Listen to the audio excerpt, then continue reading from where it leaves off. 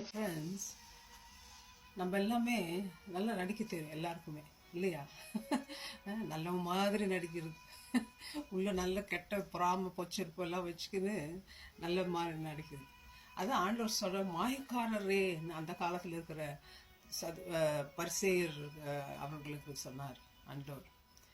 மாயமாக பெரிய நல்ல ட்ரெஸ்ஸை போட்டுட்டு வெள்ளை துணிகளை போட்டுக்கிட்டு மற்றவங்க காணும்படியாக அவங்களுக்கு நிறைய நேரம் ஜெபம் பண்ணிட்டு அந்த மாதிரி ஆண்டோடைய காலத்தில் ரொம்ப இன்வால்வ் இருக்கிற மாதிரி அப்படியெல்லாம் பண்ணிட்டு வேஷம் போட்டு திருங்குறீங்களே அப்படின்னு ஆண்டவர் கேட்குறார்.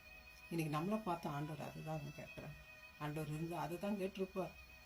நம்ம கூட ஆண்டோட பிள்ளை மாதிரி சர்ச்சுக்கு போகிறதுன்னு வர்றதுன்னு சர்ச் ஆக்டிவிட்டியில் கலந்துக்கிறது, ஆனால் பச்சரிப்பு பொறாமல் எல்லா அசுத்தமான காரியங்களும் இன்னும் உள்ளே வச்சுட்டு மற்றவங்களை மன்னிக்கிறது இல்லை, பொய் சொல்கிறது, ஏமாத்துறது, இதெல்லாம் நம்ம வச்சுட்ருக்கோம்.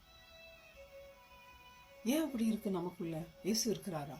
இயேசு இருந்தால் அந்த பாவம்லாம் நம்மக்கிட்ட இருக்குமா? வெள்ளை அடிக்கப்பட்ட கலர் என்றார் ஆண்டவர். கலரை போய் வருஷமாக நம்ம கழுவி சுத்தம் பண்ணிட்டு பெயிண்ட் அடிச்சுட்டு வரோம். ஆனால் அந்த கலரையை நம்ம க்ளீன் பண்ண மறந்துடுறோம். அது வருஷத்துக்கு ஒரு முறை பெயிண்ட் அடிக்கணும், ஆனால் இது டெய்லி பெயிண்ட் அடிக்கணும். நம்ம டெய்லி சுத்தம் பண்ணணும், இல்லாட்டி துர்நாற்றம் வாசனை வீசும். மற்றவங்களை இம்ப்ரெஸ் பண்ணுறதுக்கு தான் நம்ம உலகத்தில் வாழ்கிறோம். அவன் என்ன நினைப்பான், என்ன இவன் என்ன நினைப்பான் அப்படின்னு. ஃப்ரெண்ட்ஸ், ஆண்டவர் ஒளியாக இருக்கிறார்.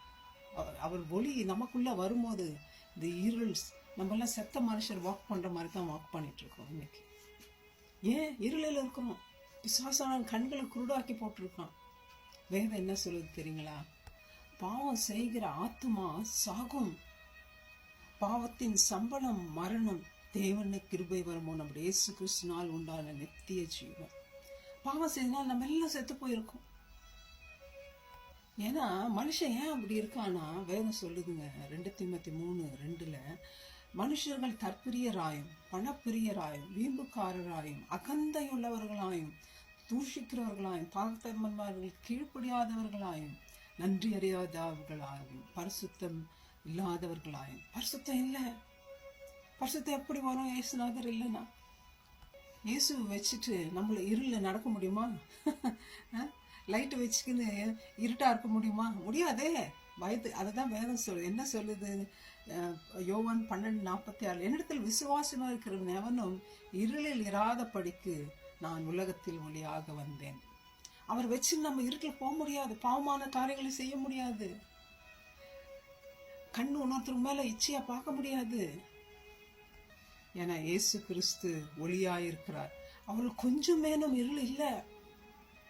இது நாங்கள் உங்களுக்கு கேட்டு உங்களுக்கு அறிவிக்கிற விசேஷமாயிருக்கிறது. 1 John 1:5 பார்க்குறோம். அவர்கள் கொஞ்சம் கூட பாவம் இல்லை, அசுத்தம் இல்லை. இயேசு கிறிஸ்து கிட்ட பரிசுத்தம் இல்லை தேவன். ஏன்னா திருடவும் கொல்லவும் தேவன் நமக்கு ஜீவன் இருக்க உயிர் கொடுக்க இந்த உலகத்துக்கு வந்தார். மை ஃப்ரெண்ட்ஸ், யோவான் ஸ்நானகன் அந்த ஒளியை குறித்து சாட்சி கொடுக்க இந்த உலகத்தில் வந்தார். நம்ம அந்த ஒளி நம்மத்துல இருக்கா? அந்த ஒளி குறித்து நம்ம சாட்சி கொடுக்குறோமா மற்றவங்களுக்கு? நம்ம எப்படி இருக்கிறோம் மை ஃப்ரெண்ட்? இல்லை அவங்களோடு சேர்ந்து நம்மளும் இருட்டில் இருக்கிறோமா? நம்ம இருட்டில் இருந்தால் இன்றைக்கே வெளியே வந்துடும்.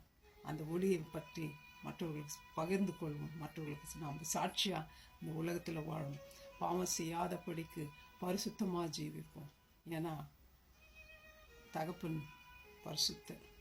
God bless you my friends. Thank you. Bye bye.